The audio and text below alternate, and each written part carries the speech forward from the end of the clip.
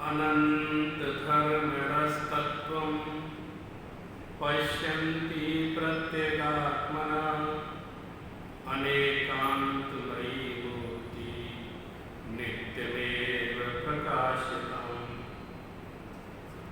धम्मो मङ्गलमुत्कृष्टम् अहिंसा संयमो तपो देवावीतं नमस्सन्ति जस्य धम्मे सयावरो जस्य धम्मे सयावरो तच्चयति परं ज्योति रमं समस्तैरनन्तपर्यायै दर्पणतलेव सकला प्रतिफलति पदार्थमालिका यत्र।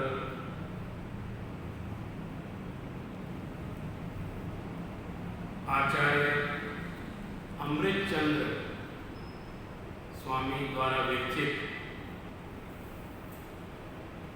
पुरुषार्थ सिद्धोपाय नामक ग्रंथ का हम लोग स्वाध्याय कर रहे हैं।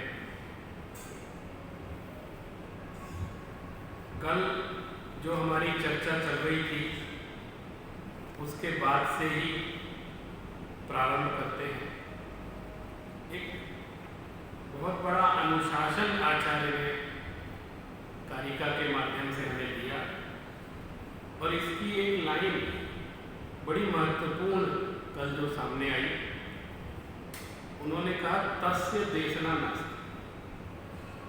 भगवान की देशना उसके लिए नहीं, किसके लिए? ये है एलिजिबिलिटी टेस्ट। हम लोग कहते हैं ना पात्रता परीक्षा करते हैं, यूनिवर्सिटी में एडमिशन चाहिए हो तो एंट्रेंस टेस्ट, पात्रता आप उसके योग्य हैं कि नहीं, पढ़ने के लिए योग्य हैं कि नहीं। कोई क्या शिक्षा तो सबको देनी चाहिए, एडमिशन सब, बोले नहीं ऐसे नहीं हो। हम जो पढ़ाई पढ़ा रहे हैं उसकी मिनिमम क्वालिफिकेशन इसके अंदर होनी चाहिए, तब हम इसको एडमिशन देंगे, ऐसे नहीं दे सकते, क्योंकि वो समझेगा ही नहीं बात को, सिर्फ एडमिशन लेके बैठ जाएगा, फेल हो जाएगा। तो ये भी एलिजिबिलिटी टेस्ट। वो कह रहे हैं कि जो जीव केवल व्यवहार को जानता है, उसके अलावा कुछ आता नहीं उसको, यस तस्य देशना नास्ति, उसके लिए देशना नहीं। साफ कितनी बड़ी कसौटी कस के आचार्य ने, जो सिर्फ व्यवहार को जानता है उसके लिए देशना नहीं। एक छोटी सी बात याद आ रही है, आपको बताता हूँ। एक हमारे परिचित एक लड़की है, वो बहुत माने एक मंदिर से नियमित जुड़ी हुई, मुनिराजों को आहार देना, खूब सेवा करना और सब कुछ बहुत व्यवस्थित। और एक साल नहीं 20 साल से तो संयोग से कोई बातचीत हो रही थी, तो मैंने ऐसे ही पूछा कि तुमने कुछ अध्ययन भी किया है कि नहीं किया है, अकेला यही काम है? तुम इतने ज्ञानी मुनिराज हैं, उनको आहार देती हो, कभी उनके सानिध्य में बैठ के कुछ पढ़ा भी है कि नहीं पढ़ा है? बोले नहीं हम सब जानते। तो मैंने उससे पूछा द्रव्य किसको कहते हैं? बताओ, बाल बहुत पाठमाला में पढ़ाया जाता है, द्रव्य किसको कहते हैं? तो बोले आसान है, द्रव्य हमने कितने होते हैं? तो बोली 8 द्रव्य होते। तो मुझे आश्चर्य हुआ, मैं भी थोड़े से परेशान हो गए, 8 द्रव्य कब से हो गए? तो 6 द्रव्य सुने। तो बोले नहीं, वो अष्टद्रव्य चढ़ाते हैं ना मंदिर में, तो द्रव्य तो 8 ही होते हैं। तो मैंने कहा अच्छा हाँ, ये गलत भी नहीं बोल रही है, बात सही है, अष्टद्रव्य होते हैं। लेकिन मैंने कहा इसके अलावा भी कुछ द्रव्य होता है क्या? बोले वो नहीं मालूम मुझे। कहने का मतलब ये, आचार्य जो ये कह रहे तस्य देशना नास्ति, सोच समझ के बोले कि किसके लिए देशना है, किसके लिए नहीं। जो अकेले व्यवहार को मानता और उसको ही सब कुछ समझता है, उसके लिए देशना नहीं है। बोले तुम तो ऐसे ही हो, बोले तुम समझ नहीं पाओ, क्योंकि वहां संतुलन की बात कही है। आज देखिए आगे की कारिका देखते हैं, बहुत सुंदर उदाहरण दिया है, इतना गजब का उदाहरण दिया है आचार्य ने। माणवक एव सिंहो यथा भवत्य नवगीत सिंहस्य व्यवहार एव हि तथा निश्चयतां यात्य निश्चयज्ञः। वो उसके लिए देखना नहीं है, उदाहरण बताए। कैसे उदाहरण बताए? यथा जैसे अनवगीत सिंहस्य, जो व्यक्ति सिंह को सर्वथा नहीं जानता, शेर को नहीं जानता है, शेर कैसा होता है, और वो बिलाव को भी नहीं जानता है कि बिलाव कैसा होता है, बिल्ली या बिल्ला वो कैसा होता है वो भी नहीं जानता है, और सिंह को भी नहीं जानता है। तो कह रहे हैं ऐसा व्यक्ति माणवकः एव सिंहः भवति, उसके लिए माणवक ही सिंह होता है, माने वो बिलाव ही उसके लिए सिंह, क्योंकि उसकी भी आंखें वैसी, और कभी अगर उसको बहुत पास से उसकी फोटो खींचे तो सिंह जैसा ही मुंह दिखता है, तो वो क्या करता है उसको ही सिंह समझ लेता है, क्योंकि उसने सिंह को जाना ही नहीं, तो सिंह ऐसा होता है उसी को सिंह समझ करके बैठ जाता है। तो इसी प्रकार निश्चय करके, उसी प्रकार अनिश्चयज्ञस्य, जो निश्चय के स्वरूप से अपरिचित पुरुष है, जो निश्चय को नहीं जानता है, उसके लिए व्यवहार एवं निश्चयता याति, उसके लिए व्यवहार ही निश्चय का काम है, क्योंकि वो जानता ही नहीं क्या होता है। तो वो जिस तरह से बिल्ले को देख करके वो सिंह, ये सिंह ऐसा ही होता है ऐसा मानते हैं, ऐसे ही जगत में कितने ही धर्मात्मा लोग ऐसे हैं कि वो कुछ खोज खबर नहीं है, बस ये ही सब कुछ है ऐसा मान करके बैठे। तो कह रहे हो उनका क्या करें बताओ, आगे कैसे उनकी गाड़ी बढ़ेगी। इसलिए उन्होंने कहा तस्य देशना नास्ति, पहले तुम दोनों बातों को समझो, उसके आगे मत बढ़ो, पहले बात समझ लो, उसके बाद निश्चय व्यवहार दोनों के संतुलन को समझो, दोनों के सच्चे स्वरूप को समझ लो, उसके बाद आगे की बात करो। आगे कहते हैं व्यवहार निश्चय यः प्रबुद्धितत्वेन भवति मध्यस्थः प्राप्नोति देशनाय स एव फलं विकलं शिष्यः। व्यवहार निश्चय, व्यवहार और निश्चय इन दोनों को, और इन दोनों से जो वस्तु स्वरूप को यथार्थ रूप से जान लेता है वो मध्यस्थ भाव को धारण करता है, सम हो जाता है, और मध्यस्थ होता हुआ दोनों के पक्षपात से रहित होता है। ये समस्या सबके साथ आती है, कोई कहता है व्यवहार बहुत जरूरी है, कोई कहता है निश्चय बहुत जरूरी है, और ऐसा पल्ला पकड़ के बैठ जाते हैं कि संतुलन का कहीं नामो निशान दिखाई नहीं देता। और जरा सी निश्चय की बात करो, अरे ये कैसी बात कर रहे हो, उसको पसंद ही नहीं आती, ख्याल में नहीं आती, अरुचि। और कोई निश्चय में ऐसा डूब जाता है कि जरा सी व्यवहार की बात करो तो उसको कंटाला छूटने लगता है, क्या कह रहे हो, ये क्या कह रहे हो, माने एकांत पक्ष से एक को ग्रहण कर लेते हैं। जब तक संतुलन नहीं बिठाएंगे तब तक देशना समझ में आएगी नहीं। एक छोटा सा उदाहरण देता हूं तो उससे आपको बात और अधिक स्पष्ट हो जाएगी। जैसे पहले कल भी कई सारी बातें बताई थी कि कैसे निश्चय व्यवहार अलग। अच्छा, मुझे लगता है निश्चय व्यवहार सब जानते हैं, सबको आता है बहुत अच्छे से, और इसमें सब मर्मज्ञ हैं। लेकिन जब हम अपने ग्रंथों का अध्ययन करते हैं, अध्यात्म के दर्शन के क्षेत्र में आते हैं, धर्म के क्षेत्र में आते हैं, तो वो बुद्धि घर पे रख के आ जाती है। अब घर में कैसे मर्मज्ञ देखो मैं बताता हूँ। किसी के घर गए, आमंत्रण दिया, साहब आप हमारे घर आओ, उनके घर गए, बहुत सुंदर घर बनाया, तो प्रशंसा की, अरे साहब आपने कितना बढ़िया महल बनाया है, कितना सुंदर बनाया है, आपका घर बहुत सुंदर। तो वो क्या कहते हैं, सर हमारा कुछ भी नहीं, सब आपका ही। ऐसा बोलते हैं ना, आपके घर जाएंगे तो आप भी ऐसे ही। तो जो निश्चय व्यवहार को नहीं जानता होगा वो कहेगा अरे ये मेरा, उन्होंने कहा है, तो अब आप मेरे घर में रह रहे हो तो किराया दो, क्योंकि आपने ही कहा था आपका ही घर है। तो वो कैसे समझे इस बात को? ऐसा कहा जाता है, ये समझना पड़ेगा। व्यवहार कैसा है? इस तरीके का झूठा है। वो जो झूठा बोलते हैं ना, तो ऐसा झूठा है व्यवहार कि ऐसा कहा जाता है। उनके घर गए तो उन्होंने कहा सब इतना सुंदर, तो उन्होंने कहा अरे सब आपका ही है, सब हमारा कुछ भी नहीं है, सब आपका है। तो आपका है तो रजिस्ट्री कर दो मेरे नाम से। तो बोले ऐसे आपका नहीं है। ये वाली बात, निश्चय में से तो और व्यवहार से तो आप सबका है, समाज का है, संसार सब ऊपर वाले ने दिया है मेरा कुछ, ऐसे ही बोला जाता है। और अंदर में क्या मानते हैं सब, मैंने गाड़ी कमाई से कमाया, भगवान कौन होता है देने वाला। ऐसे मन में क्या अंदर में श्रद्धा कि वो क्या है, हमने मेहनत से किया है और कहा ऐसे जाता है, क्योंकि नहीं कहेंगे तो लोग घमंडी समझेंगे। और व्यवहार इसी का नाम। तो व्यवहार का जो प्रतिपादन होता है वो इस तरह मिलता है। उसको अच्छा क्या करें, उसका व्यवहार ना करें तो कहते हैं ऐसा भी नहीं, बोलना तो ऐसे ही बोले।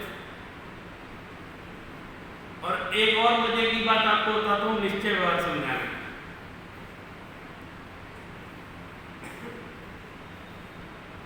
जब वर वधू का विवाह होता है तो एक वर था, वो समझता नहीं था बात, मैंने बोला वाला था, आज के आर्य धर्म जैसा था, सरल, ज़्यादा उसको कुछ जीवन व्यवहार के बारे में पता नहीं। तो जब उसका विवाह होने लगा और विवाह के बाद जब विदाई होने लगी तो वो लड़की खूब फबक फबक के रोने लगी और सब अपने घर वालों से मिल करके खूब तेजी से रोए। तो उसने कहा ये रो क्यों रही, पूछा लोगों से, तो उनके पिता से पूछा, माँ से पूछा, सब ये बेटी रो क्यों रही, शादी तो खुशी का माहौल है, तब से तरस रहे थे आप कि बेटी का विवाह नहीं हो रहा है और आज हो रहा है तो रो रहे, ये क्या ये? तो बोले अरे कंवर साहब, आपने जन्म से पाला बेटी को, इतना बड़ा किया और आज आप इसको लेके जा रहे हो तो रोना तो आएगा। तो अरे सब जगह पूछा, सब जगह रोना तो आएगा। तो उसने अंत में मंथन किया कि इन सबके दुख की जड़ में, ये जो रो रहे हैं इतने जीव, बोले इन सबके दुख की जड़ मैं हूं। तो उसने घोषणा कर दी कि मैं इसकी विदाई करके नहीं लेंगे। जब उसने विदाई की घोषणा कर दी तो और जोर जोर से रोने लगे। तो बोले आप क्यों रो रहे हो? बोले हम इतनी मुश्किल से तो शादी की और आपने मना कर दिया। तो कहे मैं नहीं ले जा रहा हूं इसलिए रो रहे। तो ऐसा करो कि तुम रो ना, कुछ ऐसा इंतजाम करो कि रो ना, तब मैं ले जाऊंगा। तो जो वधू के पिताजी थे उन्होंने कहा इधर सुनो, हम रोएंगे भी और तुमको ले भी जाना पड़ेगा, दोनों काम एक साथ होंगे, कोई एक काम नहीं हो। ऐसा नहीं हो सकता कि रोए ना, और रोए तो तुम ले जाने से मना कर दो, ये भी नहीं, हम उसको छोड़ेंगे भी और रोएंगे और उसको भेजेंगे भी तुम्हारे। तो ये निश्चय व्यवहार का संतुलन हमारे जीवन में है। जैसे वो नहीं समझता था, वो अनाड़ी था, वो सोचे कि क्या हो रहा है, उसको आज तक पता नहीं था। तो लेकिन दुनिया इस बात को समझती है, इस दो नए को समझती है, लेकिन हम इसके जब अध्यात्म के क्षेत्र में आते हैं, दर्शन के क्षेत्र में आते हैं, तो इस संतुलन को बिठाने में थोड़ा सा गड़बड़ हो जाता है। इसलिए कोई तो एकांत पक्ष में चला जाता है, कोई अकेले निश्चय में चला जाता है, निश्चय में ही सब कुछ हो जाएगा। ये आत्मा तो शुद्ध था, मैं शुद्ध हूँ, था क्या? मैं तो शुद्ध हूँ, अनादि से शुद्ध हूँ, कर्म मुझे छू नहीं सकते, ऐसा मान करके वो सारी क्रियाओं को छोड़ देते और क्रियाओं में अरुचि हो जाती है और क्रिया का निषेध भी करने लग जाता है। और कोई क्रिया में ही सब कुछ है, उसके पीछे जो भाव है उससे कोई मतलब ही नहीं। क्रिया क्रिया क्रिया क्रिया, ये करो वो करो, बाहर ही बाहर सब कुछ होता है। मैं हमेशा ये बात कहता हूँ कि आपको सब करना पड़ेगा। देखो आपने कितने सुंदर सुंदर बल्ब लगवाए, यहाँ इतनी सुंदर रोशनी लगवाई है, सब तरफ लाइट है कितनी अच्छी अच्छी, तो कितनी महंगी आई होगी ये लाइट, और कितने महंगे महंगे बल्ब लगे, सब लगवा लो, और वो अगर करंट नहीं आए तो क्या करें? तो बोले साहब हमने सब लगवा लिया, उजाला क्यों नहीं हो रहा है?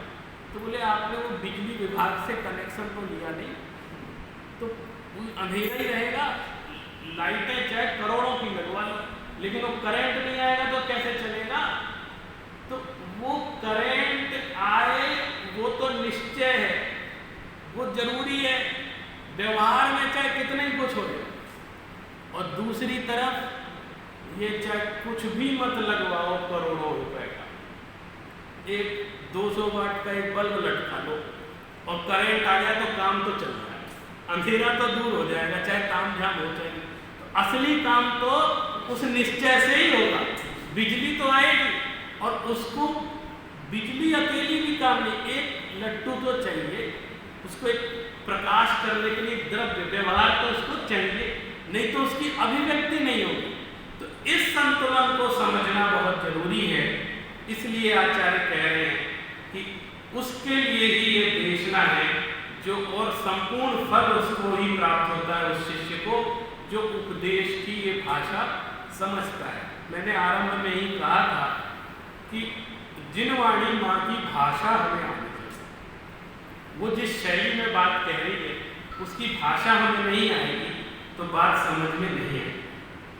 अब कारिका 9 से लेके 19 तक जो बात इसमें आई है वो संक्षेप में मैं आपको बता दूं क्रम से। एक तो पहली कारिका में उन्होंने ये कहा, अस्ति पुरुष चिदात्मा विवर्जिता स्पर्श गंध रस वर्णयी गुण पर्याय समवेता समाहिता समुदय व्यय द्रव्य। पुरुष, यहाँ पुरुष आत्मा को कहते हैं, पुरुष का अर्थ है आत्मा। तो कह रहे अस्ति पुरुष चिदात्मा, ये पुरुष कौन है? ये चित्त स्वरूप आत्मा ही पुरुष है। और ये कैसा है? स्पर्श रस गंध वर्ण से रहित। अगर कहीं स्पर्श रस गंध वर्ण का जरा सा भी लक्षण दिख रहा है, इसका मतलब वो जीव नहीं, ये तो पक्का है। आपको पता है कई लोग कहते हैं, एक बार इसको कहते हैं श्रद्धान, जैसे बचपन से एक श्रद्धान उठा दिया, स्पर्श रस गंध वर्ण बनता पुद्गला, पुद्गल का लक्षण है, और जिसमें स्पर्श रस गंध वर्ण ना हो वही चेतन होगा, ऐसा दिमाग में बैठ गया। तो बीच में खबरें आई कि साहब एक वैज्ञानिक ने आत्मा की फोटो खींच ली है, वो फोटो भी दिखा, अखबारों में छपी आत्मा की फोटो। हम सोचे आत्मा की फोटो कैसे आ सकती है, आत्मा तो अरूपी है। तो उन्हें नहीं फोटो खींची है, कैसे खींची? बोले जो मरने वाला था कोई व्यक्ति, उसके चारों तरफ कैमरे लगा दिए और ढक दिया पूरा अच्छी तरह से, और वो कैमरा कंटिन्यू जारी रखा। तो जब उसकी डेथ हो गई तो कुछ ऐसा निकल करके गया, तो उसको कोई स्पॉट्स दिख गए, तो बोले यही आत्मा है, देखो ये अब ये निकल के गई, इसकी खींच ली। ये बताया लोग आत्मा की फोटो आ गई। तो जिसने जिनागम का अभ्यास किया है, हमें ठीक है आपकी फोटो आ गई, क्योंकि विज्ञान ने बहुत उन्नति कर ली है और वो सूक्ष्म परमाणुओं को भी पकड़ लेता है। तो ये जो आत्मा निकल के गई है, कोई शुद्धात्मा निकल करके नहीं गई, कुत्रचित कदाचित फोटो आई भी है। फोटो आई है तो निश्चित ही पुद्गल की फोटो आई, क्योंकि कार्माण शरीर है ना, कर्मों से युक्त शरीर है, तो कर्म क्या है? पुद्गल है। तो वैसे तो उसकी भी नहीं खींच सकते, लेकिन फिर भी अगर है तो कुछ न कुछ पुद्गल परमाणुओं का ही चित्र आ सकता है, आत्मा का चित्र तो नहीं आ सकता, क्योंकि वो स्पर्श रस गंध वर्ण से रहे और गुण पर्यायों के साथ है, और समुदय व्यय द्रव्य, उत्पाद व्यय द्रव्य से युक्त। दूसरी बात, परिणाम मानो नित्यम ज्ञान विवर्तैरनादि संख्या परिणामानां स्वेषां सभवति कर्ता च भवति। आत्मा राग आदि परिणामों का कर्ता है। राग द्वेष आदि परिणाम होते, क्यों कर्ता कहा? ये भी व्यवहार से कर्ता कहा, है ना। क्रोध हुआ तो मैं क्रोध का करता हूं कि नहीं? क्रोध मेरे अंदर हुआ है तो क्रोध का करता कौन होगा? मैं होगा। लेकिन वो भी व्यवहार का करता कि मैं क्रोध परिणाम का करता हूं, क्योंकि मैं क्रोध रूप परिणमन तो मेरी आत्मा में हुआ है ना, वो भाव रूप परिणमन हुआ है उसका। तो कह रहे हैं कि विकार रूप परिणमन से इस जीव को राग आदि का कर्ता कहा जाता है कि ये राग का कर्ता है, इसने राग किया, इसने द्वेष किया। लेकिन राग आदि भाव आत्मा के हैं नहीं, आत्मा का स्वभाव नहीं है राग आदि, लेकिन वो विकार रूप परिणमन भी उस आत्म तत्व का ही हुआ है, इसलिए व्यवहार से उसको राग आदि का कर्ता कहा जाए। एक तो ये बात इसमें। दूसरी बात वो कह रहे हैं कि इसके बाद आप देखना कैसे तत्व को सुलझाते हैं, कैसे ले जाते हैं। सर्व विवर्तोत्तीर्ण यदा स चैतन्यम अचलम आपनोति। इन सब के बाद भी यह आत्मा राग द्वेषादि रूप परिणमन कर रहा है हमारा, इनके बाद भी ये जो राग रूप परिणमन हुआ है उसको वो विकार रूप जानता है। कौन? आत्मा। मेरा ही परिणमन हो रहा है तो मैं ये जानूं कि ये राग आदि भाव मेरे लिए, ये जो राग द्वेष हो रहा है ना, ये मैं नहीं हूं, ऐसा उससे भेद बुद्धि कर ले। परिणमन करता हुआ अगले मुझे क्रोध आया तो क्रोध आ रहा है, क्रोध रूप परिणमन हो रहा है, फिर भी मैं क्रोध से खुद को भिन्न जान रहा हूं। ये शक्ति आत्मा में, क्योंकि आत्मा का स्वभाव नहीं है। तो उस समय सर्व विवर्तोत्तीर्ण माने विवर्त कहलाता है। ये जो गड़बड़ी है उन गड़बड़ियों से भी परे वो अपने शुद्ध तत्व को देख लेता है। ये सिर्फ भेद विज्ञान के अभ्यास है कि वो उस परिस्थिति में भी अपने आप को भिन्न जान लेता। जैसे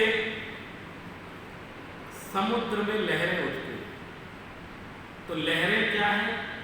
विवर्त है, और वो हवा के निमित्त से बह रही है। अगर हवा ना चले तो लहरें ना उठे, सिर्फ शांत, जैसे नदी में कभी ऐसे सरोवर में पानी ऐसे हिलता तक नहीं है। अगर हवा ना चले, हवा चलती तो लहरें उठती हैं। क्या वो लहरें समुद्र का या नदी का गुण है या स्वभाव है? अब उस लहरों से भिन्न जो शांत सरोवर है उसके दर्शन करने, लहरों के बीच में ही, अरे ये तो हवा के कारण ऐसा हो रहा है, ये इसका स्वभाव नहीं है। अच्छा, हवा तो कर रही है लेकिन हो कौन रहा है? वो तो पानी रहा है ना, हिल कौन रहा है? पानी हिल रहा है ना, और कुछ तो हिल नहीं रहा है। तो समुद्र का जल, नदी का जल ऐसे हिलोरे मार रहा है, तो ये आत्मा है, आत्मा भी ऐसे राग द्वेष रूप हिलोरे मार रही है। और किसका निमित्त पाके? कर्मों का निमित्त पाकर के, और ऐसे हिलोरे मार रही है। इसी तरह जैसे हवा का निमित्त पाके लहरें हिलोरे मार रही है। लेकिन जो भेद विज्ञानी है वो उसके बीच में भी ये जान लेता है ये लहरों का मतलब समुद्र नहीं। समुद्र तो वो जो नीचे गहरा है, शांत है, वो समुद्र है, असली चीज समुद्र। ये लहर तो इसको कहते हैं विवर्त। तो ज्ञानी व्यक्ति इन विवर्तों से परे उस शुद्ध तत्व को देख लेता है। चैतन्यम अचलम आपनोति, उस चैतन्य को अचल जानता है कि जो इधर उधर हिलता नहीं, ऐसा अचल है। भवति तदा कृत्कृत्या सम्यक पुरुषार्थ सिद्धिमान, और ऐसा जान करके वो कृत्य हो जाता। कृत्य समझते हैं हम लोग, कहते हैं ना अब तो कृत्य का तो जो करना चाहिए था वो कर लिया, तो कृत्य हो गया। अब हमको कुछ करना बाकी नहीं है, जो हमारी ड्यूटी थी हमने सब पूरी कर दी, हम कृत्य हो गए, तो वो उनसे कृत्य हो जाता है सम्यक। इसको सम्यक पुरुषार्थ सिद्धि मानते हैं। पुरुषार्थ के प्रयोजन की प्राप्त होता हुआ सम्यक पुरुषार्थ वह कृत्य हो जाता है। ये है पुरुषार्थ, पुरुष का प्रयोजन। पुरुष माने आत्मा, अर्थ माने प्रयोजन। तो आत्मा का प्रयोजन क्या है कि वो अपने स्वभाव में आ जाए, उस स्वभाव को देख ले। और हम अपने स्वभाव को भूलकर ही दुखी हैं और किसी कारण से दुखी नहीं हैं। हमारे दुख का मूल कारण क्या है? हम अपने स्वभाव को भूले हुए बैठे, अपने स्वभाव की खबर नहीं। उसका कारण क्या है? अनादिकाल से विभावों में डूबे हुए, विभावों में डूबने के कारण हमें वही स्वभाव नजर आने लग गया। जैसे आज माया के अभाव रूप आर्जव धर्म की बात है ना, तो वो इस माया कसाय में ऐसा डूबा है या एक मुखौटा लगाने का आदी हो गया है कि मुझे तो ऐसे मुखौटा लगा के रहना है। मुखौटा नाटक करते लोग तो मुखौटा लगा लेते हैं, कहीं कोई रंगमंच पर कुछ करना हो, जैसे बच्चों को फैंसी ड्रेस करवाते हैं तो कुछ पहना देते हैं। तो वो क्या है? वो तो तत्काल का एक स्वांग है, लेकिन उसको ही अपना स्वरूप समझने लग जाए। हमको कैसे रहना है? आपको मालूम है कविवर बनारसी दास जी ने समय सार नाटक लिखा, तो उसको नाटक बोला क्योंकि ये दुनिया एक रंगमंच है और हम सब यहाँ पे अभिनय करने के लिए आए। वो ऐसे मैंने जीव और पुद्गल का ये स्वांग रच रहे हैं और ये रंगमंच है, इस तरह से बात करते हैं। आप देखो, आपको और सूक्ष्मता से मैं इस चीज को समझाता हूं, कैसे भिन्न जानता है वो अपने। एक कलाकार पुरुष है वो खुद, लेकिन वो सीता का रोल बहुत अच्छा करता है। प्रायः रामलीला जब होती थी तो उसमें महिला पात्र अलग से काम नहीं करती थी, नाटक वगैरह में अच्छा नहीं माना जाता। अब तो लाइन लगती है कि साहब हमें रोल दे, लेकिन पहले अच्छा नहीं माना जाता था, तो किसी पुरुष को ही सीता बनना पड़ता। तो एक पुरुष सीता का रोल करता और वो अपने कैरेक्टर में इतना डूब गया है कि वैसी आवाज निकालता है, वैसे ही भाव करता है, वैसे ही रोता है, वैसे ही बोलता है, स्त्रीलिंग का प्रयोग करता है, मैं विरह में हूँ, मैं दुखी हूँ, मैं ऐसे जाती हूँ खाती हूँ, ऐसे बोलता है। और किसी व्यक्ति को यह आभास ही नहीं होता कि ये पुरुष इतनी गजब की एक्टिंग करता है, आवाज में ऐसे, इसमें वो महारत हासिल है उसको और वो डूब जाता है। इतना सब करते हुए भी मैं आपसे पूछना चाहता हूँ, एक क्षण के लिए भी क्या वो इस बात को विस्मृत करता है कि वो पुरुष है? आवाज स्त्री की, लिंग स्त्री का प्रयोग कर रहा है अपनी भाषा में, स्त्रीलिंग का प्रयोग करता है, खाती हूँ जाती हूँ, और कैरेक्टर में भी डूबा हुआ है, वस्त्र भी वैसे पहने हुए, पूरा कहीं कोई पहचान नहीं पा रहा है कि पुरुष है। देखने वाले दर्शक भी उसमें डूब गए। इतना सब करते हुए भी अंदर उसके एक धारा निरंतर बहती रहती है कि मैं ये नहीं हूँ। ये चलती है ना, वो नहीं बोल, एक अंदर में भेद विज्ञान चलता है ना उसका है। तो ये संसार में तो लोग अभ्यस्त हैं इस भेद विज्ञान, क्योंकि वो एक क्षण के लिए भी अपने आप को स्त्री नहीं मानता है, पुरुष ही मानता है, बिना बोले बिना जाने मान्यता। यही कला आचार्य हमको यहाँ सिखा रहे हैं कि पर्यायों में डूबे रहो, संसार में डूबे रहो, विभावों में भी तुम जा रहे हो, लेकिन इन सब के बावजूद भी एक क्षण के लिए ये विस्मरण मत करो कि तुम क्षमाशील हो, तुम आर्जव धर्म के धारी हो, तुम मार्गव धर्म के धारी हो। ये तुम्हारा स्वभाव नहीं है। ये मान्यता बरकरार रहनी पड़ेगी कि नहीं रहेगी। लेकिन जीव की, हम संसारी जीवों की इधर यही गलती है, जैसी वो नहीं करता है अभिनय करने वाला, ये गलती नहीं करता बिल्कुल, एक क्षण के लिए नहीं भूलता है, और हम एक क्षण के लिए याद नहीं करते हैं। वो तो एक क्षण भूलता नहीं है, उसको सतत भेद विज्ञान है कि मैं स्त्री नहीं हूँ, सब कुछ करता हुआ। ऐसे ही आचार्य समझा रहे हैं, इस संसार में सब कुछ करते हुए भी विभाव रूप परिणमन करते हुए भी उन लहरों को अपना स्वरूप मत समझना, उसके भीतर जो गहराई विराजमान है उसको अपना स्वरूप जानना। उस लहरों में तुम मत बह जाना, लहरें रहेंगी लेकिन बह मत जाना।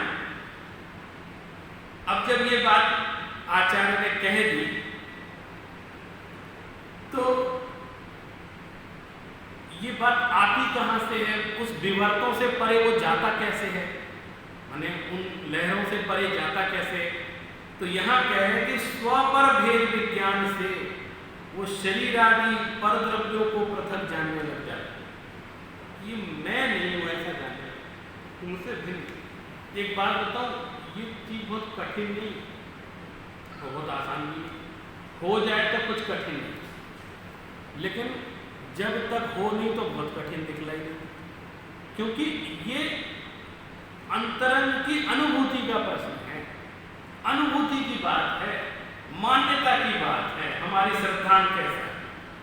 और वो ये मेरा बुरा कर सकता है, ये मेरा भला कर सकता है, इस पर बुद्धि का उसने बिल्कुल छोड़ दिया। उसको भेद विज्ञान हो गया तो उसको इस चीज कोई कुछ नहीं कर सकता, ना मैं किसी का भला बुरा कर सकता हूँ ना कोई। तो इस कारण जब ये साम्य भाव अंदर आ जाता है तो सहज ही उसके अंदर क्रोध, मान, माया, लोभ इसका उपशम हो जाता है। ये उसमें उत्पन्न ही नहीं होते, काय का क्रोध करे। तो क्रोध तो इष्टनिष्ठ बुद्धि के कारण ही होता है, और इष्टनिष्ठ बुद्धि उसके अंदर है नहीं। इष्टनिष्ठ होते हुए भी माने सब कुछ बिखरता दिख रहा है सामने आंखों के, लेकिन फिर भी मान्यता में उसके क्या है कि ये मेरे ही कर्मों का उदय, उसने कुछ नहीं किया, ऐसे दिमाग में है, अंदर में मान्यता है, तो वो दुखी नहीं होगा। संसार में मैं कह रहा हूँ आज लोग डिप्रेशन के शिकार है, आत्महत्या कर लेते हैं, इतनी जीवन बनाया, इतना ऊंचा जीवन गया, कुछ नहीं, जीवन में लोग कहते हैं असफल हो गया, पहले कहते थे असफलता के कारण आत्महत्या कर लिया, ऐसा पहले बोलते, और अब अधिक केस किसके आ रहे हैं जो बहुत सफल है बहुत सफल है वो आत्महत्या कर रहा है। तो इसका मतलब क्या हुआ, आत्महत्या और ऐसे कितने असफल घूम रहे हैं, जिंदा है सब लोग थोड़ी मर जाते हैं, लेकिन इनका कारण कुछ और है। हम लोगों को बाहर की सफलता, इधर की कमजोरी है, अध्यात्म का अभाव है। जिसने तत्व ज्ञान और अध्यात्म को वास्तव में आत्मसात किया है वो 3 काल में आत्महत्या जैसा विचार कर भी नहीं सकता। लेकिन ये सर्व साधन सुलभ होते हुए भी व्यक्ति इस तरफ ध्यान नहीं देते हैं और अलग ही तरह का विकास हो जाता है और इस तरह की घटनाएं सामने आ जाती। अब एक प्रश्न है,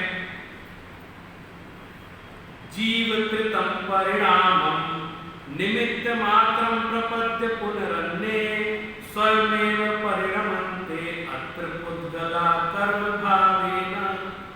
यहाँ क्या कह रहे हैं आचार्य कि जीव के किए हुए रागादि परिणामों को निमित्त मात्र पा करके, जीव ने क्या किया, राग द्वेष परिणाम किए, इसका निमित्त पा करके कर्म रूप होने योग्य पुद्गल परमाणु आकर के पुण्य या पाप रूप से आत्मा से बंध, जिसको बंध के आश्रव हो जाता है। आश्रव का कारण क्या बना, अंदर का राग द्वेष, अंदर के भाव, उसने जो भाव किए उसका निमित्त पा करके वो पुद्गल आ गया और वो चिपक गया और वही दुख देता उदय में आकर के। तो कह रहे, वो कह रहे इसीलिए उन परिणामों की बात कर रहे हैं हम। तो स्वयं परिणाम के कोई पुद्गलों को भेज नहीं रहा है, कोई पुद्गल सोच के नहीं आता है, तो पुद्गल आ जाए तो चलो उनके यहाँ चले, ऐसा कुछ नहीं उसके दिमाग में। वो हमारे भाव यदि होंगे तो आएगा, नहीं तो नहीं। समय सार में एक बड़ा अच्छा दृष्टांत दिया हुआ है, इस दृष्टांत को आप हमेशा याद रखना। कह रहे देखो, ये जो मल्ल लोग लड़ाई लड़ते हैं ना, पहलवान, तो कहते हैं कि जो तेल मालिश करके लड़ता है तो उसके सारे धूल चिपक जाते हैं, जैसे बढ़िया सरसों के तेल की मालिश कर ली और फिर लड़ाई लड़ी तो पटका पटसी हुई तो धूल चिपक जाती। और जो सूखे बदन बिना तेल लगाए लड़ता है उसके भी चिपकती है, लेकिन अपने आप रहता है। क्यों? क्योंकि उस धूल को रुकने का कोई स्नेह ही नहीं है। स्नेह बोलते तेल को, स्निग्धता बोलते स्नेह, मतलब वो धूल उस स्निग्धता के उसके कारण, चिकनाई के कारण उससे चिपकी है। अगर वो चिकनाई नहीं होती तो वो धूल आके भी चली जाती। कहीं भी आप, ये दीवार है, दीवार को आप रेत का गोला बना के फेंको तो वो झड़ जाएगा, और अगर आप यहाँ पेंट कर दो अभी ताज़ा ताज़ा या तेल को दो तो जल तो पूरा चिपक जाए। ये सारा सिद्धांत, ये सारा फंडा ही है ये। तो वो चिकनाई क्या है? बोले वही राग द्वेष का, राग द्वेष रूप जो भाव है यही चिकनाई है। इसके इन्हीं अध्यवसान आदि भावों के कारण से कर्म आकर के आत्मा से चिपकता है। तो स्वयं परिणमन्ते अत्र पुद्गला कर्म भावेन, कर्म बंद हो जाता है। अच्छा चलो हो गया। अब देखो ये ऐसे, ये राग द्वेष हुए क्यों साहब? तो लोग वो भी कर्म के उदय से हुए। एक कर्म का उदय हुआ तो मुझे क्रोध हुआ, और उस क्रोध रूप मैंने परिणमन किया तो एक क्रोध वाला एक और कर्म आकर के बन गया उस भाव के निमित्त। ये क्या चक्कर है? ये तो पराधीनता कितनी जबरदस्त है। वो कर्म का, पूर्व कर्म का उदय तो आएगा ही कुछ पहले का है, वो आएगा तो हमारा भाव बदलेगा, और भाव बदलेगा तो फिर नया कर्म आके बन जाएगा। तो ये तो कभी चक्कर खत्म ही नहीं होगा। ये तो हमेशा वो कर्म के उदय आते रहेंगे, भाव होते रहेंगे, बंधन होता रहेगा। तो ये अनादिकाल से यही तो हो रहा है। और क्या हो रहा है? और आगे भी होता रहेगा अगर बात समझेंगे नहीं, फिर ये आगे भी चलता रहेगा। इसको भी कह रहे हैं परिणम मानस्य चित्त चिदात्मकई चिदात्मकई स्वमपि स्वकई भावई भवति निमित्त मात्रम पौद्गलिकम कर्म तस्या। कर्मोदय से ही आत्मा के परिणाम होते हैं। जो पूर्व में कर्म किए हैं, कह रहे हैं पूर्वोक्त आत्मा के भी उद्गल संबंधी ज्ञानावरणी द्रव्य कर्म कारण मात्र, उनके कारण से वो उदय में आते। अब आप बताओ हम क्या करें? तो बड़ा बुरा फंसा दिया दोनों तरफ से। अब जैसे मैं क्रोध कर रहा हूं तो मैं ये कह सकता हूं मैं क्या करूं? इसमें मेरी क्या गलती? कर्म का उदय आया तो क्रोध हो गया। अब आप काय को कहते हो क्रोध मत करो, कर्म को उदय आया तो करेंगे, वो तो होगा, करेंगे क्या? वो तो होगा, है ना? हम क्या करेंगे? तो इस समस्या के बीच में ही आत्म पुरुषार्थ काम करता है। इस समस्या के बीच में ही आत्म पुरुषार्थ, नहीं तो कभी कोई जीव मुक्त हो ही नहीं सकता। अगर आत्म पुरुषार्थ नहीं होता तो कोई जीव कभी, और स्वसन्मुख पुरुषार्थ। तो ये क्या करेंगे कि ये बात अभी तक हमको पता नहीं थी, ये वाली अब पता चल गई। अब हमारा आत्मबल इतना मजबूत होगा कि हम वो कर्म उदय में आएगा, मेरा क्रोध रूप परिणमन होगा, लेकिन मैं उस स्थान पर स्वसन्मुख पुरुषार्थ के माध्यम से साम्य भाव रखने का प्रयास करें। ये अंदर से भाव है। और कैसे? इन चीजों को जानते हुए, तत्व ज्ञान से, भेद विज्ञान से इन चीजों को जानते हुए, अरे ये तो कर्म का उदय आ रहा है, देखो देखो कर्म का उदय आ रहा है, संभल के रहना है, देखो कर्म का उदय आ रहा है, बच के रहना है। ये जो आया है ना क्रोध, ये क्रोध ये उसके कारण है, निकल रहा है निकलने दो, लेकिन अपन को इससे परेशानी नहीं होनी चाहिए। वो कहते हैं ना, आनंदी लाल को कोई दुखी कर ही नहीं सकता। क्यों? वो कह रहे तुम करके बताओ, मैं तो अपने आप में मस्त रहने वाला आदमी हूं, और कुछ भी होता है मैं तो सबको ज्ञाता दृष्टा भाव से जानता हूं, तुम मुझे दुखी कर ही नहीं सकते। फिर कोई किसी को, जिसने इसका आश्रय ले लिया, मुनिराज को कोई दुखी कर सकता है क्या? नहीं कर सकता। उन्होंने सब चीजों, सब तत्वों को जान लिया है, और वो इसी उग्र पुरुषार्थ को कर रहे हैं कितने ही कर्म का उदय तीव्र आ जाए, लेकिन मुनिराज वहां साम्य भाव का अभ्यास है। समत्वम, समता ही श्रवण का लक्षण है। प्रवचन सार में लिखा है समणो सम सुख दुखो, सुख और दुख में जो समान भाव रखता है, तो समान भाव रखेगा कैसे? ये आत्म पुरुषार्थ के माध्यम से रखेगा। तो ऐसा कहकर यहां पर आचार्य उसकी प्रेरणा दे रहे हैं और कह रहे हैं एवमयं कर्म कृतै भावे समाहितोपि युक्त इव प्रतिभाति बालिशानां प्रतिभासा स खलु भवति।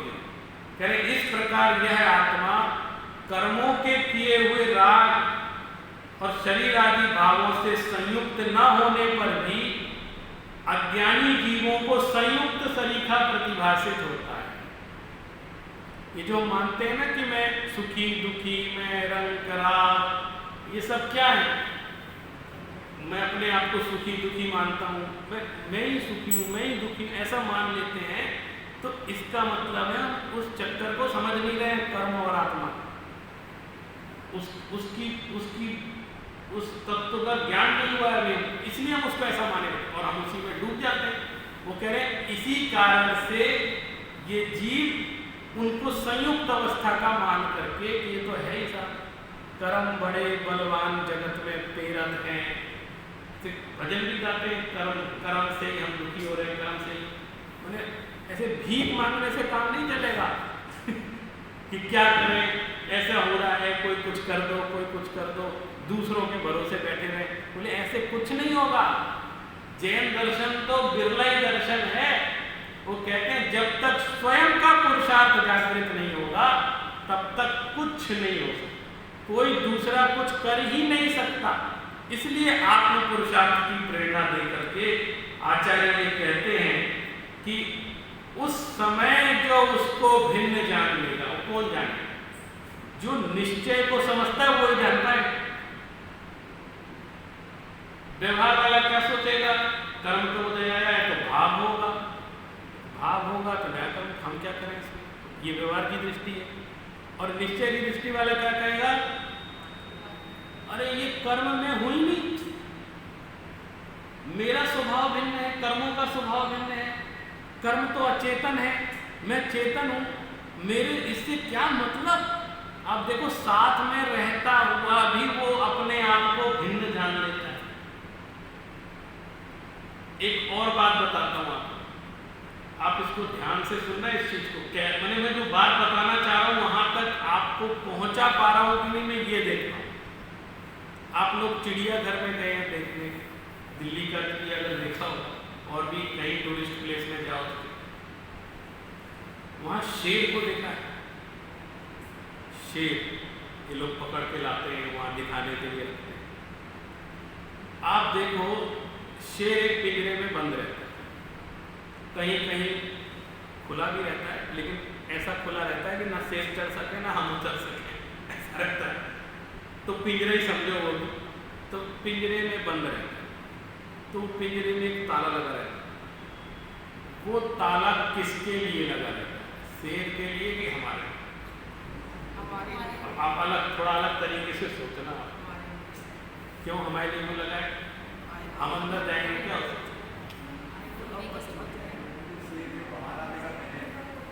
है किसके? शेर के बाहर। शेर के लिए नहीं लगाया, वो लगा किसके लिए? हमारे लिए।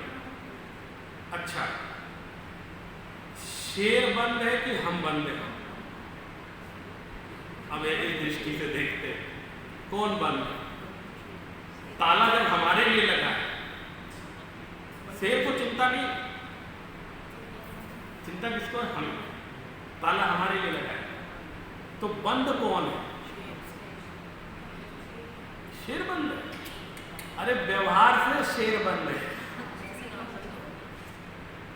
दिख रहा है कि शेर बंद है, लेकिन शेर कभी भी खुद को बंधन स्वीकार नहीं करता। मैं आपको जो बात बताने जा रहा हूं, देखिए कई पालतू पशु होते हैं, उन्हें बांधने की भी आवश्यकता नहीं। जरा सा रोटी का टुकड़ा नहीं भी डालो तो पूंछ दबा के बैठ जाएंगे बगल में, ये ऐसे बैठ जाएंगे, इनको मानने की जरूरत है, क्योंकि वो प्रवृत्ति से गुलाम है। फैट एनिमल का अर्थ क्या होता है? गुलामी प्रवृत्ति के, माने वो उनको ज़्यादा केयर करने की जरूरत नहीं है कि भाग जाएंगे कर जाएंगे, अपने आप रहेंगे, आप चिंता नहीं करें। और जैसे आपके कंट्रोल में रहेंगे, आप जिसको भोगने को कहो उसी को भोगेंगे, हर एक को नहीं भोगेंगे, इतना कंट्रोल में। तो वो बिना बंधन के भी बंधन में रहता है। कौन? जो पेट एनिमल है, जो ऐसे खुले हैं, वो खुले हैं, दुनिया के लिए खुले हैं, लेकिन मैं आपसे कह रहा हूँ वो बंधन में। और वो जो शेर है वो कितनी सलाखों में बंद है, कितने मोटे ताले लगे हुए हैं, लेकिन मैं कहता हूँ वो शेर बंधन में रह ही नहीं सकता। आपको बताऊं, वो बंधन में रहते हुए भी कभी शांति से नहीं बैठता। आपने देखा इधर उधर गुस्से में घूमता रहेगा। शेर को देखना, जरा सा गुस्से में घूमता रहेगा, दहाड़ता रहेगा, चिल्लाता रहेगा। क्या? मैं मानता हूं वो स्वतंत्र है। क्यों? तुम बाहर से चाहे कितना बांध दो, वो अपने स्वरूप को नहीं भूलता है। बंधन में होते हुए भी अपनी स्वतंत्रता की घोषणा करता है। क्यों? क्योंकि दिल से उसको गुलामी स्वीकार नहीं।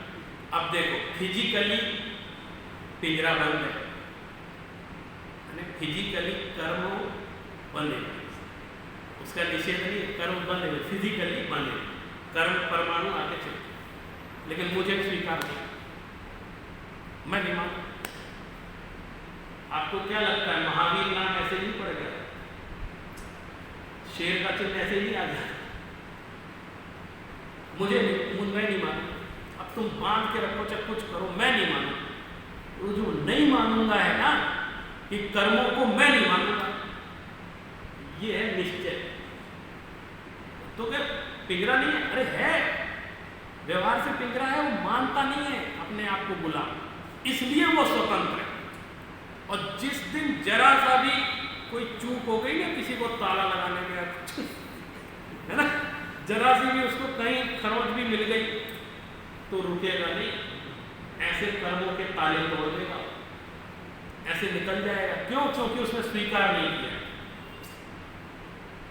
अभी 2-4 दिन पहले मेरे बेटे ने कहानी सुनाई। दादा दादी की कहानी तो सुनते नहीं, वो यूट्यूब पे कहानी सुनते। तो उसने कहानी सुनाई, बोले एक बहुत बड़ा जादूगर, और उसने कहा कि तुम चाहे कितने ही मुझे तालों में कैद कर दो, मैं तो बाहर निकल के दिखा दूँ, चाहे कैसी भी जेल हो तुम्हारी, चाहे दुनिया की कोई। तो उसने चैलेंज कर दिया। अब सब कहें यार जादूगर तो ये है। तो वो एक जेलर को कहा कि उसने कहा मैं स्वीकार करता हूँ, और बोले बिल्कुल कोई बड़ी जेल नहीं, तो छोटी जेल में डालूंगा तो निकल के दे। उसने छोटी जेल में डाल दी। अब वो जादूगर अपना कोई तार वार लेके आया था अंदर, और उसने कहा मैं काट के निकल जाऊंगा, कर दूंगा। उसको पसीना आ गया, सब कुछ कर लिया। वो ताला खोलने के चक्कर में तार लेके आया था कि ताला खोल लेता हूँ मैं, तो खुले ही नहीं ताला। बोले मैंने आज तक कोई जेल ऐसी नहीं जो मैंने खोल ना ली हो। और परेशान होता रहा, सुबह पसीना पसीना। जब जेल आया, बोले क्या हुआ? शर्त का तुम्हारे। बोले ये कैसा ताला? तो बोले हम तो सबसे सड़ी हुई जेल में डाला तुम्हें, पुरानी, कोई नया लॉकर भी नहीं। तो बोले तो कैसे आप? तो बोले इधर आओ। उसने ऐसे खोला, खोल, वो बंद करके ही नहीं गया। अब ताला खुलेगा तब तो अच्छे रह गए, उस ताले को ही नहीं खोल पाया। क्यों? क्योंकि तो खुले हुआ था। गुलामी कहाँ थी? ताले में नहीं थी। वो साइकोलॉजिकली उसको बंद कर दिया। बोले हमने ऐसे चाबी घुमा दी, बोले अब खोल के बताओ, सब उसको उसके सामने नाटक कर दिया। तो बंद था वो नहीं खुल सकता। वो ऐसे ताला नहीं खुलता है, ऐसे ताले खुल भी नहीं सकते जो खुले हुए। उसको कैसे खोलेगा? उसने कभी उसको ऐसे खींच के नहीं देखा कि खुला है, जो उसको ही खोलता रहा। तो यही हमारी दशा हो गई है कर्मों की, कि हम अपने आप को गुलाम मान करके बैठे हैं। और आचार्य कह रहे हैं तुम अपने जब तक स्वरूप को, अपने सिंह स्वरूप को, अपने उग्र पुरुषार्थ को, अनंत वीर को, अनंत ज्ञान को, अनंत शक्ति को नहीं पहचानोगे, तब तक ये कर्म तुम्हें रुलाते रहे, घुमाते रहे। वो नचाएंगे तुम नाचो। अब देखना ये कौन किसको नचा। तुम अपना पुरुषार्थ तेज करोगे तो कर्म तुम्हारे अनुसार नाचेंगे, और अगर तुम ढीले पड़ोगे तो कर्म जैसे नचाएंगे वैसे नाचो। अनादिकाल से नाच रहे, आगे भी नाचते रहेंगे। ऐसा आचार्य समझा करके कहते हैं कि विपरीताविनिवेशम निरस्य सम्यक व्यवस्थित निज तत्वम यतस्माद् विचलनम स एव पुरुषार्थ सिद्धिपायम्। बोले ऐसी विपरीत मान्यता को छोड़ करके विपरीत अभिनिवेश, विपरीत श्रद्धान, ये विपरीत श्रद्धान है कि कर्म हमको बांधेंगे, ये विपरीत श्रद्धान।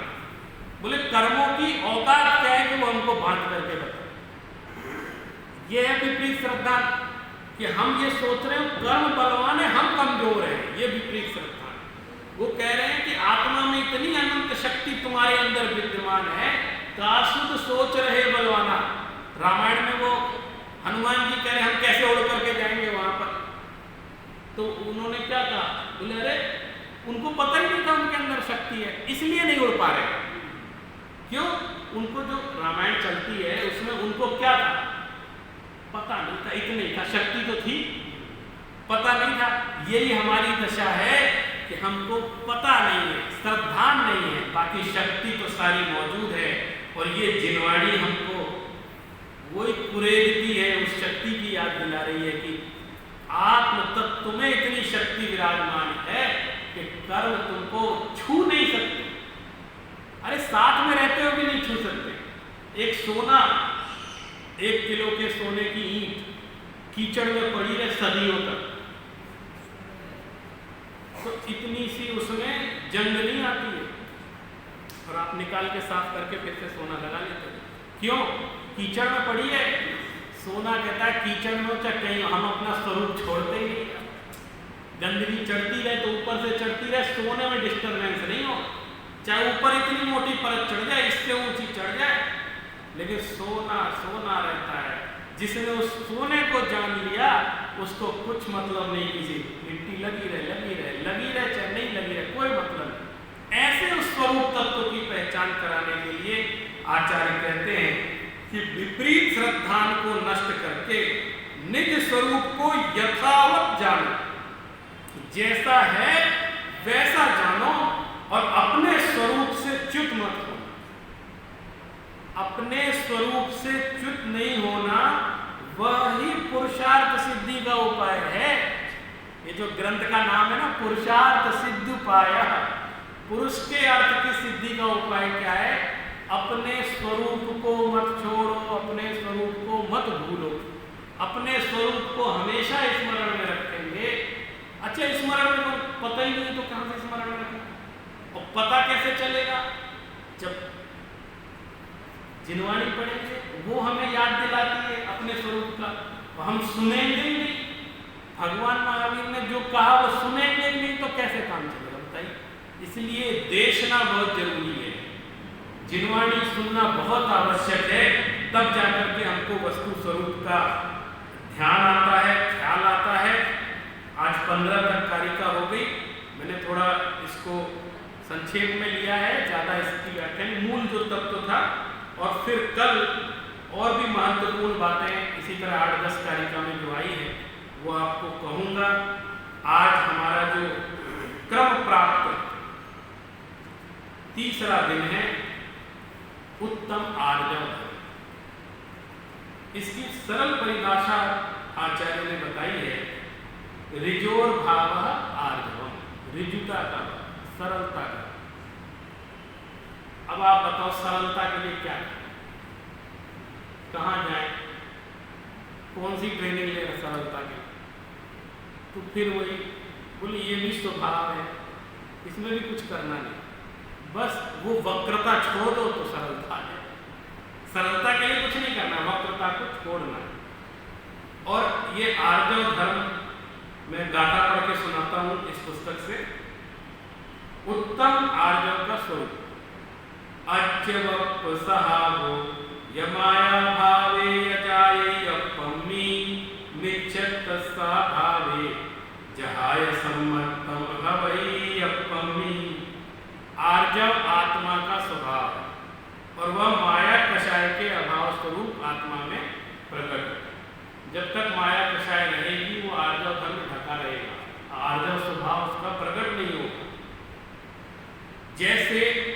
मिथ्यत्वस्ता भावे, जैसे मिथ्यात्व के अभाव में सम्यक्त्व प्रकट हो जाता है, कुछ करना नहीं।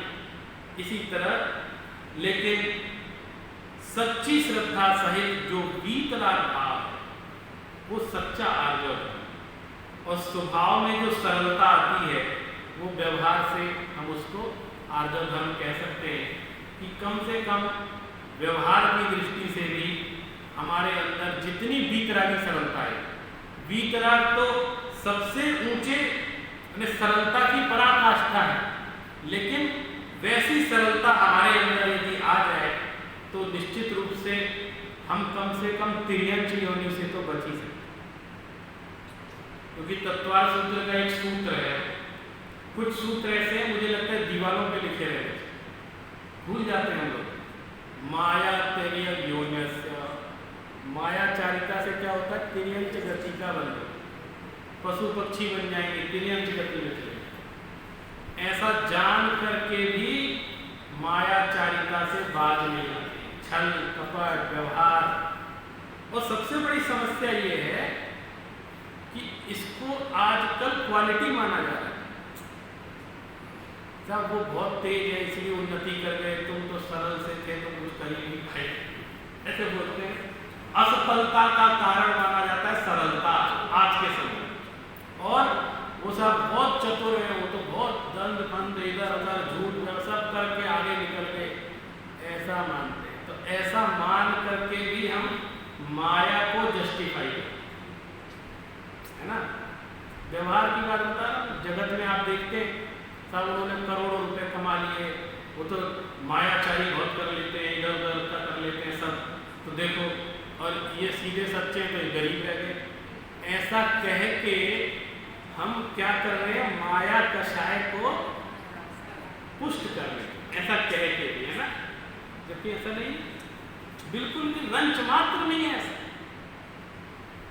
आप देखो ऐसे समय में तर्क का प्रयोग करना चाहिए। आप बताओ, माया में तो आपको बहुत मजा आया कहने में, जैसे मैं कहूँ साहब वो बहुत क्रोधी है इसलिए प्रधानमंत्री बन गए, तब तो ये क्या प्रधानमंत्री बन गए बात अलग है, लेकिन क्रोधी है इसलिए बन गया, ऐसा क्यों क्या? क्रोध से कोई ऊंचे पद में बढ़ जाता है? क्रोध तो खराब दिखता है हमको आपको, तो हम उसको कभी अच्छा नहीं मानते, तो हम कह देते हैं कुछ भी हो चाहे कितने ही ऊंचे हो गए, लेकिन क्रोध तो खराब है, वो तो खराब, ये तो कारण नहीं बनता है। तो फिर हम माया को क्यों कारण मान लेते हैं, छल कपट को भी अच्छा मान लेते, जबकि हिसाब इसका उल्टा है।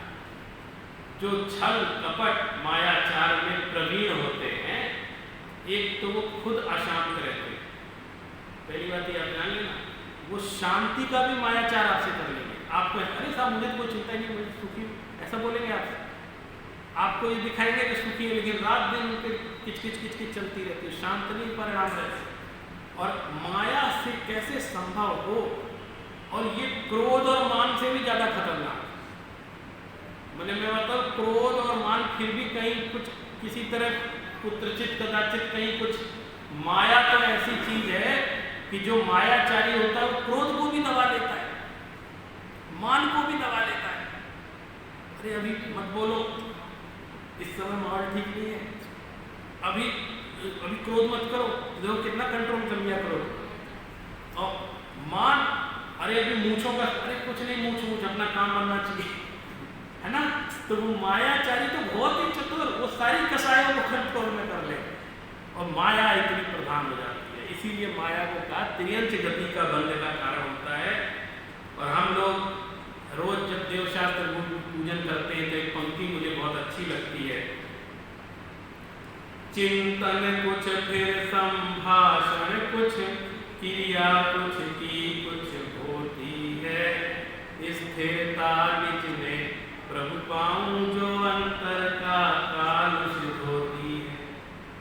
क्या कह रहे, चिंतन कुछ फिर संभाषण, हम मैं कुछ सोचता कुछ हूँ, बोलता कुछ हूँ, क्रिया कुछ कर दे, यही तो वक्रता है। हम लोग जो ये वाली पूजन पढ़ते हैं उसमें क्या कहते हैं, मन में हो सो बचन उचलिए, बचन हो सो तन सो करिए, करिए सरल तिहु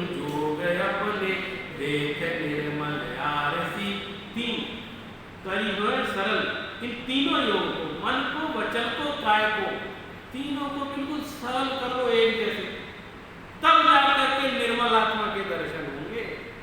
ऐसे नहीं होंगे, जब वक्रता रहेगी तो नहीं होंगे। इसलिए स्वभाव में आना है तो सरलता से ही आना पड़ेगा। और मैं तो एक बहुत ही बात कहता हूँ, लोग जैसे सम्यक दर्शन की परिभाषा पूछते हैं, सम्यक दर्शन किसको कहते हैं, तमाम परिभाषाएं शास्त्रों में लिखी हुई हैं, वो भी सुना सकता हूँ, लेकिन मुझे जो लगता है वो मैं बात आपको बताता हूँ। मुझे ऐसा लगता है सरलता ही सम्यक दर्शन। व्यक्ति सरल वही हो सकता है जिसको तत्वों में श्रद्धा, सच्चा श्रद्धा, उसके ही मन में सरलता है। वीतरागी सरलता इसको ही कहेंगे। जो वीतरागी सरलता उसके अंदर आ गई, मन वचन काय एक से होने लगे, इतनी ऋजुता का परिणाम आ गया, तो वो व्यक्ति क्यों मायाचारी करेगा। और उसको जब ये मालूम है, ये पता है, इस बात का दृढ़ श्रद्धान है कि जगत में जो भी अनुकूलता प्रतिकूलता होती है वो पूर्वकृत पुण्य पाप के उदय से ही होती है, काट्य सत्य है, तो मैं मायाचारी क्यों करूं, मैं क्यों किसी को धोखा दूं। एक श्लोक सुना करके, ये मुझे बहुत पसंद है, मैं अपनी वाणी को यहाँ विराम दूंगा। एक संस्कृत का एक सुभाषित, अकृत्वा पर संतापम अगत्वा खल मंदिरम, देखिए संतोष के लिए बात, अनुल्लंघ्य सतांवर में यत्स्वल्पम तदपि बहु। जो साधु पुरुष होते हैं ना, साधु माने कोई मुनि के लिए नहीं कह रहा हूँ, साधु पुरुष माने सज्जन पुरुष, तो संतोषी, वो कहते हैं देखो भाई मेरी बात सुनो, धर्मात्मा व्यक्ति कहते हैं ऐसा काम करो, अकृत्वा पर संतापम, मैं ऐसा काम करूं जिससे किसी को कष्ट ना हो, मैं किसी लाभ के लिए दूसरे को कष्ट दूं, ऐसा। सज्जन पुरुष क्या कहेगा, मुझे ऐसा काम पसंद है, मैं अपने लाभ के लिए दूसरे को कष्ट दूं, तो सब कष्ट नहीं दोगे तो ज़्यादा लाभ नहीं होगा। तो कहता मुझे ज़्यादा लाभ नहीं चाहिए, मेरा काम चल जाए इतना ही लाभ, लेकिन कष्ट नहीं होगा। और अगर तो आप खल मंदिर, मुझे ना दुष्टों के घर ना जाना पड़े, जब ये काम बनाना है तो उसके तो हाथ पैर जोड़ने पड़ेंगे, वो है बहुत दुष्ट, उसके जब तक 5 नहीं छोड़ भी काम नहीं बनेगा। तो कह रहे ऐसा है थोड़े से में काम चल जाए, लेकिन उसके यहाँ ना जाना पड़े। वो भगवान से प्रार्थना कर रहा है कि अगर तो आप खल मंदिरम, खल माने होता है दुष्ट, तो कह रहे दुष्टों के घर ना जाना पड़े, उनके हाथ नहीं जोड़ने पड़े, और किसी को दुख ना हो, और अनुल्लंघ्य सतांवर, ये जो आचार्यों ने साधुओं ने जो मार्ग बताया, सज्जनों का जो मार्ग है, उसको मुझे खंडित ना करना पड़े। ये 3 शर्त उसने लगा दी। तो यत् स्वल्पम तदपि बहु, वो कहता है इस ऐसा नहीं करना पड़े, और इसके बाद जो थोड़ा बहुत दिन मिल जाए तो मेरे लिए वही बहुत, इतना नाटक करके ज़्यादा लेने से अच्छा है, बोले थोड़ा भी मिल जाए तो वो भी बहुत। आचार्य श्री कहते थे, आचार्य विद्यानंद महाराज, एक उनका बड़ा प्रसिद्ध वो है, वो शांति सागर जी की आज उनके स्मरण में भी बात सुनाते थे, आचार्य शांति सागर जी के। वो कहते थे भैया हाथी बनकर गन्ने का खेत उजाड़ने से अच्छा है चींटी बनकर चीनी खाके रह जाना। बोले कोई हाथी बन गए तो, और तुम खेत उजाड़ने का काम कर रहे हो, बोले इससे अच्छा है, इससे बेटर क्या है, बोले वो चींटी थोड़ी सी चीनी वीनी ले जाती है, बोले वो ज़्यादा सुखी है वो हाथी से, वो जो पूरा खेत उजाड़ता रहता है।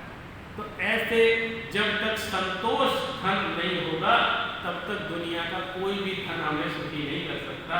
संतोष तो फाइनली धारण करना ही पड़ेगा। इस प्रकार हम अंदर बाहर एकता को स्थापित करें, अंदर बाहर एक हो, नर वो ही है महान, और तारे भव समुद्र से आर्जव धर्म महान, आर्जव धर्म महान। इतनी बात कहकर हम अपने जीवन में आर्जव धर्म की आराधना करें, आर्जव धर्म की पूजा करें, और उस आर्जव धर्म के स्वरूप को समझकर अपने चरित्र में भी उसको धारण करें। इसी के साथ आज की बात को यही विराम देते हैं। बोलिए पार्श्वनाथ भगवान।